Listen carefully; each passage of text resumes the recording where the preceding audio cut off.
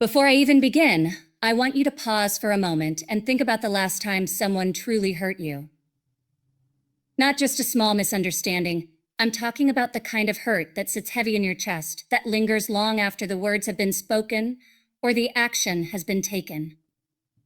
Maybe it was a betrayal, maybe it was an insult, maybe it was an act that you never expected from someone you trusted. In that moment, your mind wanted to react, your heart wanted to defend itself. Every instinct screamed for you to fight back, to respond, to make them feel what they made you feel. And yet, what if I told you that the greatest strength you can ever display is to do the exact opposite? To not react at all. This is not weakness. This is not surrender. This is power. A power so rare that most people will never master it, because anyone can shout. Anyone can throw words like weapons, but it takes an extraordinary level of self-control, grace, and inner strength to look at someone who tried to break you and remain unshaken. Today, I want to share with you why silence in the face of hurt is not just a choice. It is a strategy, a protection, and sometimes even the loudest statement you can ever make. If you've ever been hurt, if you've ever felt misunderstood, if you've ever been pushed to your breaking point, you need to hear this. Because what I'm about to tell you might just change the way you handle pain for the rest of your life. When someone hurts you, your first instinct will almost always be to defend yourself. It's human nature to want to respond, to correct the narrative, to let the other person know they were wrong. That urge to react is powerful, and it shows up almost instantly. Your heart beats faster, your breathing changes, and your mind begins building a case for why you have to say something, why you have to do something, why you have to show them they can't treat you this way. But here's the truth. The moment you give in to that urge, you hand over your power. You give them control over your emotions, over your energy, over your state of mind. And if your ultimate goal is to live from a place of strength, that is the one thing you cannot afford to give away. Control in those moments doesn't come from being louder or quicker than the other person. It comes from choosing not to let them dictate how you feel. When you react impulsively, you're no longer operating from your own values. You're responding to theirs. That means they've set the tone and you stepped into it. But when you pause, when you breathe, when you refuse to give them the satisfaction of seeing you unravel, you keep the upper hand without ever having to fight for it. Think about it. Some people hurt you because they want a reaction. They want to see you flinch. They want to see you break. They want to know they have that kind of influence over you. The moment you react, you've confirmed it for them. You've shown them they succeeded. But if you stay calm, if you keep your words measured or say nothing at all, you remove their victory entirely. They can't win if you don't play their game. And believe me, there is no greater frustration for someone who thrives on chaos than meeting a person who won't give it to them. I'm not saying this is easy. It's not. It takes discipline to hold back when every part of you wants to explode. It takes strength to let someone's words hang in the air without trying to throw yours back. And it takes wisdom to realize that not every battle is worth fighting. The strongest people in the world are not the ones who win every argument. They are the ones who know which arguments aren't worth their time. They understand that energy is a currency, and they spend it only where it will bring them a return. And here's the thing. The way you react in moments of hurt doesn't just affect that situation. It builds your reputation. Over time, people learn what they can expect from you. If you're quick to anger, quick to clap back, quick to get drawn into conflict, people will test you again and again because they know how you'll respond. But if you are steady, if you are unmoved, if you handle even the most insulting situations with composure, they stop coming for you. Why? Because it's no fun to provoke someone who doesn't give you what you want. Your reaction is your signature. It tells people who you are without you having to say it. So if you want to be seen as a person of strength, self-control, and confidence, then every time you are hurt, you have an opportunity to sign your name to that image. You prove it by not letting your emotions spill out into places they don't belong. You prove it by holding your head high, keeping your voice steady, and walking away knowing you didn't lose yourself in the heat of the moment. When you can do this consistently, something powerful happens inside you. You stop being afraid of what people might say or do because you've trained yourself not to give them the reaction they're hoping for. Their power over you dissolves. You realize they can try to hurt you, but they can't control you. And that's when you start to live on a completely different level. One where you are no longer at the mercy of other people's moods, opinions, or actions. So the next time someone tries to hurt you, pause. Let that first wave of emotion pass before you make any move. Fa! Ask yourself, if I respond right now, am I acting from my values or from my feelings? Most of the time, you'll find that the best move you can make is to make no move at all. Because when you refuse to react, you keep every ounce of your power exactly where it belongs, with you. Your peace is not something you can afford to hand out freely, especially to those who have no intention of protecting it. Every time you react to someone who has hurt you, you give them access to your inner world. You let them step into a place that should be guarded, a place that is sacred, your mind, your heart, your emotional stability. The truth is, not everyone deserves that kind of access. Not everyone should be allowed to influence how you feel when you wake up in the morning, or how you sleep at night. Protecting your peace means drawing a line and deciding that no matter what someone says or does, they will not have the power to disrupt your calm. The more you value your peace, the more intentional you become about who gets to affect it. And here's what's interesting. The people who hurt you often want to see a shift in your energy. They want to see your smile fade, your tone change, your posture drop. They want evidence that they've shaken you. That's why refusing to react isn't just about silence.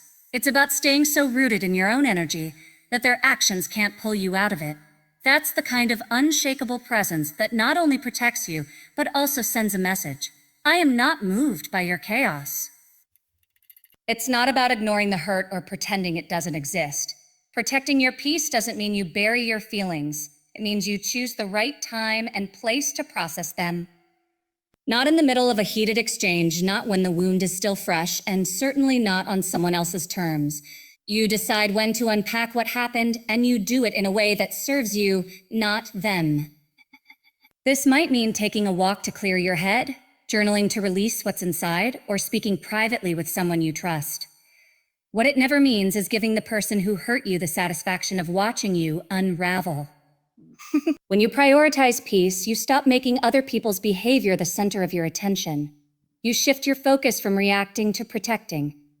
And protecting doesn't mean hiding. It means standing guard over what matters most to you. It means saying, I value my mental clarity too much to hand it over to this moment. The moment will pass. The words will fade. The sting will eventually lessen. But if you let them in, if you let their actions steal your calm, it can take much longer to rebuild.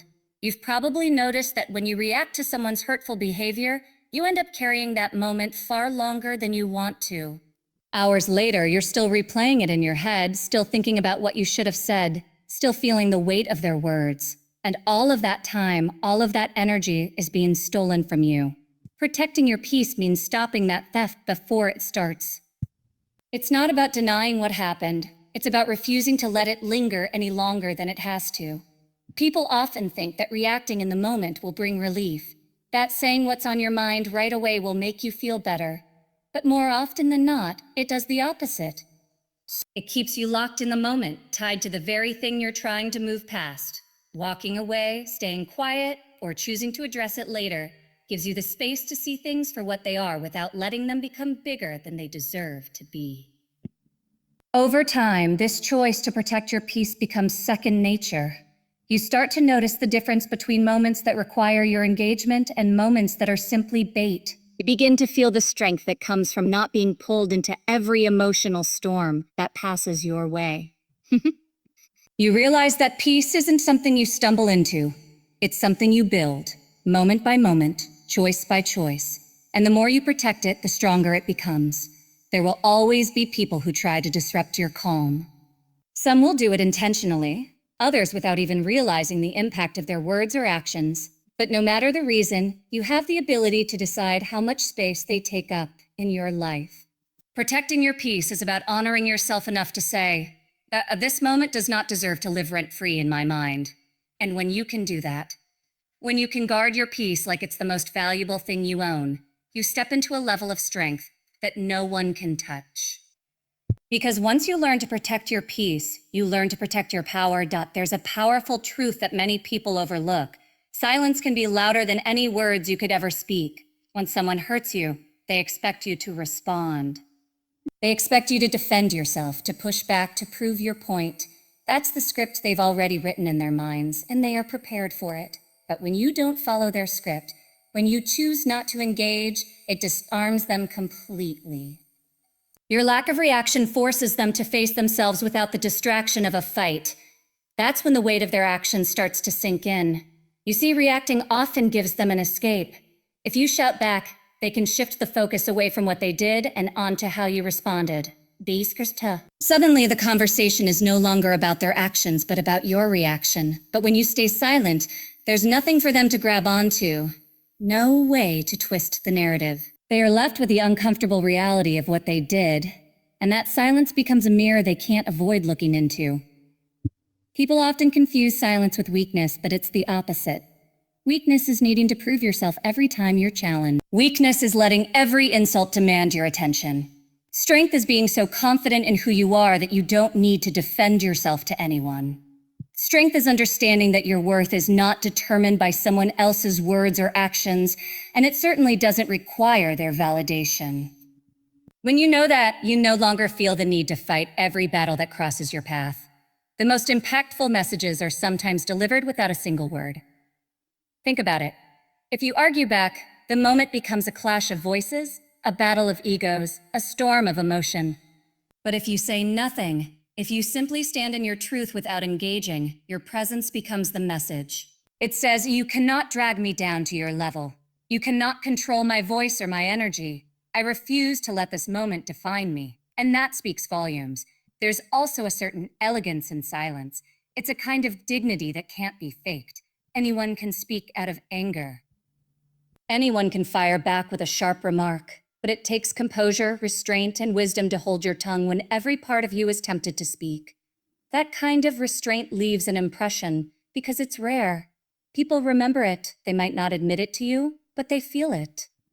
They feel the difference between someone who is triggered by every word and someone who remains centered no matter what.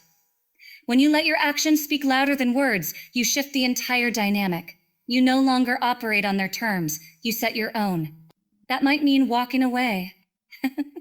It might mean carrying on with your day as though their words had no weight. It might mean continuing to treat them with the same calm energy you always have, showing them that their attempt to disrupt you failed completely. Each of these choices sends a clear signal without you ever having to explain yourself. This doesn't mean you never address the hurt. It just means you address it on your terms, at the right time, when you have complete control over your emotions and your perspective. That's when you can speak from a place of power, not pain. And when you do that, your words will carry far more weight than they would have in the heat of the moment. There's a reason why people say silence is golden. It's because it's rare, it's valuable, and it commands attention without demanding it. When you use silence intentionally, you not only protect yourself from unnecessary conflict, but you also give the other person the space to reflect. And sometimes, that's the most effective form of communication there is. Over time, you'll notice that your silence becomes its own kind of reputation. People will start to realize that you are not easily provoked, that you are not someone who can be pulled into petty arguments or emotional traps. And when that reputation grows, fewer people will even attempt to hurt you in the first place, because they'll know it won't get them anywhere. So remember this. Sometimes the most powerful thing you can say is nothing at all. When someone hurts you, it's natural to feel that sting and want to dwell on it. The words, the actions, the betrayal, they replay in your mind over and over again like a loop you can't shut off. But here's the thing. Holding on to that hurt doesn't punish the person who caused it. It punishes you. Every time you relive it, you hand over another piece of your focus, your energy, your joy. The most powerful thing you can do is take that same energy and redirect it towards something that makes you stronger. Instead of letting the hurt define you, let it refine you, let it refine you. Pain can be one of the most valuable teachers you'll ever have if you're willing to listen to what it's trying to show you. Sometimes it reveals your own strength, the strength you didn't even know you had until you were tested. Sometimes it highlights areas where you need to grow, patience, self-control, boundaries. And sometimes it shows you what you will no longer tolerate in your life. Every wound can carry a lesson, but you only receive it if you stop reacting long enough to see it. When you choose to use the hurt as fuel for growth, you reclaim control. You're no longer the person sitting in the ashes of what happened. You become the one building something new from it. That's a powerful shift because it turns you from the victim of the story into the author of the next chapter. Instead of wasting hours or days crafting the perfect comeback, you spend that time improving yourself, working on your goals, creating a life so strong and so beautiful that the hurt becomes irrelevant in the grand scheme of things. This doesn't mean the pain disappears overnight. Growth isn't about pretending it didn't happen. It's about refusing to let it stop you. It's about taking the emotion that could have destroyed you and using it to drive you forward. Maybe you channel that energy into your career. Maybe you use it to strengthen your health, deepen your relationships, or develop a skill you've always wanted to master. Whatever it is, the key is that you're building something out of it, not breaking yourself down because of it. And here's the beautiful part. When you take this approach, you win twice. First, you win because you don't give the person who hurt you the reaction they were expecting. Second, you win because you turn their attempt to harm you into the very thing that propels you toward success. There is no greater victory than rising higher because of the very thing that was meant to bring you down. The more you practice this, the more you realize that hurt can actually become one of your greatest motivators. Some of the most determined, accomplished, and resilient people didn't get there because life was easy for them. They got there because life wasn't. They took the pain, the rejection, the disrespect, and they built something out of it. They used it to fuel their focus, sharpen their discipline, and strengthen their vision. And eventually, they reached a point where the success they created was the loudest response they could ever give. When you start seeing hurt this way, you stop fearing it. You no longer feel the need to run from it or hide from it because you know what to do with it. You know how to take it apart, find the lesson inside, and use that lesson to make yourself better. That's when the power shifts completely. They can try to hurt you, but they can't destroy you. Because you've trained yourself to turn every wound into wisdom, every setback into a setup for something greater. And perhaps the most satisfying part of this is that you don't have to tell them you've grown.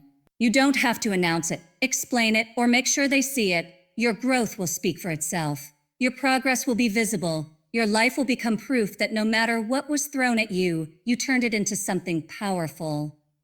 That's a statement no reaction in the moment could ever match. Because the best answer to being hurt is living so well that the hurt no longer matters.